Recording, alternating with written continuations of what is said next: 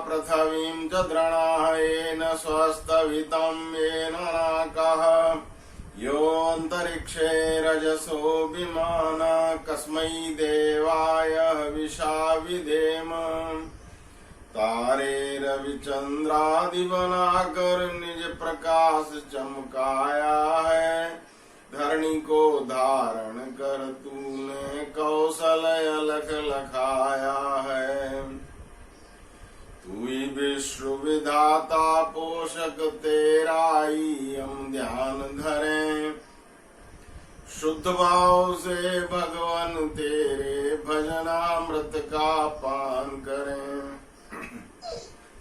तो पिछले कुछ दिनों से पंच महायज्ञ पर चर्चा चल रही थी।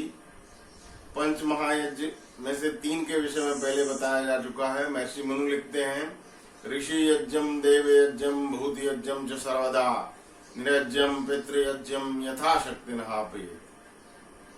तो पहला उन्होंने बताया ऋषि यज्ञ या ब्रह्म यज्ञ, जिसमें हम स्वाध्याय करते हैं, परमपिता परमात्मा की उपासना करते हैं, ईश्वर से जुड़ते हैं। इस कार्यक्रम के अंत में आपको जो ध्यान का अभ्यास कराया जाता है वो ब्रह्म यज्ञ है। ब्रह्म यज्ञ से हम अपना उद्धार करते हैं, अपना उपकार करते हैं। तो ऋषि यज्ञम देव यज्ञम दूसरा बताया था। देव यज्ञ अग्निहोत्र ये पर्यावरण की शुद्धि के लिए है। इससे पर्यावरण साफ रहता है, पर्यावरण में किसी तरह का प्रदूषण नहीं होता। तो दूसरा ये है देव यज्ञ।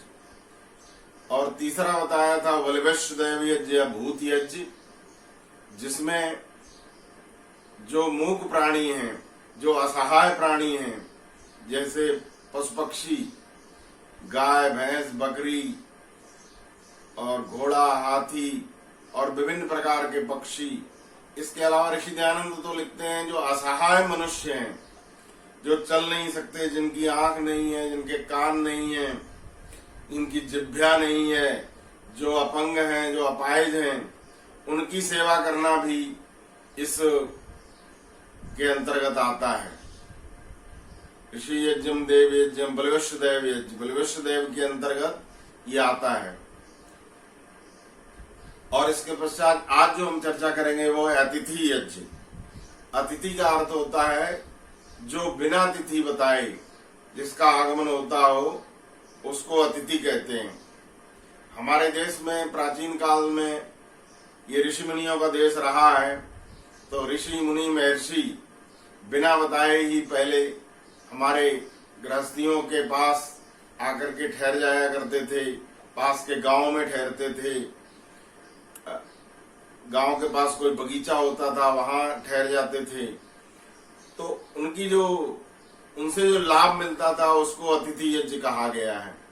आज के समय में उस प्रकार की व्यवस्था संभव नहीं है, न तो अब उस तरह के ऋषि महर्षि रहे। जबकि महर्षि दयानंद सरस्वती थोड़े दिन पहले हुए हैं, वो इसी तरह के ऋषि थे। वो घूमते रहते थे और उनको कोई भोजन खाने के लिए दे देता था तो ठीक था, नहीं दे तो वो मांगते भी नहीं थे, भूखे भी रह जाते थे। तो इस तरह के जो अतिथि होते हैं, जो बिना बुलाए और आते हैं, ऋषि महर्षि जिनसे हमारे पूरे समाज का उपकार होता है, उनकी सेवा करना, उनका सत्कार करना इस अतिथि यज्ञ के अंतर्गत आता है। आज के समय में इस तरह के ऋषि महर्षियों की सेवा यदि हम करना चाहें तो गुरुकुलों में रहने वाले जो आचार्य हैं, महर्षि दयानंद सरस्वती द्वारा स्थापित जो गुरुकुल हैं, हमारे जो गुरुकुल हैं, जो आश्रम हैं, उनमें रहने वाले जो आचार्य हैं, जो बालकों को शिक्षा देते हैं, उनके लिए यदि हम सहयोग करें तो ये भी अतिथि यज्ञ है। धन के अभाव में अथवा और किसी संसाधन के अभाव में कोई बालक या कोई आचार्य भूखा नहीं रहे, क्योंकि यदि विद्वान भूखा रहेगा तो समाज का बहुत बड़ा नुकसान होगा। धन के अभाव में, संसाधन के अभाव में विद्वान को कष्ट नहीं होना चाहिए, क्योंकि जो आचार्य हैं, जो विद्वान हैं, वो समाज में घूमते हुए और देश को चरित्र की शिक्षा दिया करते थे और आज भी देते हैं। तो आज के समय में इस तरह की यदि हम सेवा करना चाहते हैं तो गुरुकुलों में दान के माध्यम से कर सकते हैं। आपको एक दो दृष्टांत देकर के अपनी बात को विराम देंगे। मर्यादा पुरुषोत्तम श्री राम के समय में भी इस तरह की व्यवस्था थी। रामचंद्र जी महाराज भी समय समय पर ऋषि मुनियों को, गुरुओं को बुला करके उनका सत्संग किया करते थे। रामचरितमानस में आता है, एक बार रघुनाथ बुलाए गुरुद्वाज प्रवासी सवाए। एक बार मर्यादा पुरुषोत्तम श्री राम ने एक सत्संग बुलाया, उसमें गुरु, ब्राह्मण और गांव के रहने वाले जो अयोध्या के बड़े बड़े विद्वान थे वो सब वहां पर पधारे और उन्होंने सत्संग किया। तो पहले इस तरह के जो विद्वान होते थे वो हमारे घरों में आया करते थे और उनके संपर्क में आकर के गृहस्थ लोग बहुत कुछ सीखते थे, बहुत सी बुराइयों को छोड़ा करते थे। तो ये जो है वो अतिथि यज्ञ के अंतर्गत आता है। इसी तरह का एक उदाहरण और मिलता है जिसमें महर्षि दयानंद सरस्वती गुरु बिरजानंद जी महाराज के पास पढ़ने के लिए जाते हैं। तो बिरजानंद जी उनसे कहते हैं कि हम सन्यासियों को शिक्षा इसलिए नहीं देते क्योंकि उनके रहने और खाने की व्यवस्था नहीं होती। आप जाओ, पहले जाकर के अपने रहने की व्यवस्था, भोजन की व्यवस्था करो, उसके पश्चात आप हमारे आश्रम में आकर के पढ़ सकते हो। तो उस समय स्वामी दयानंद सरस्वती बिरजानंद के आश्रम से बाहर निकल जाते हैं, रहने के लिए जगह ढूंढते हैं। एक मंदिर में उनको जगह मिल जाती है।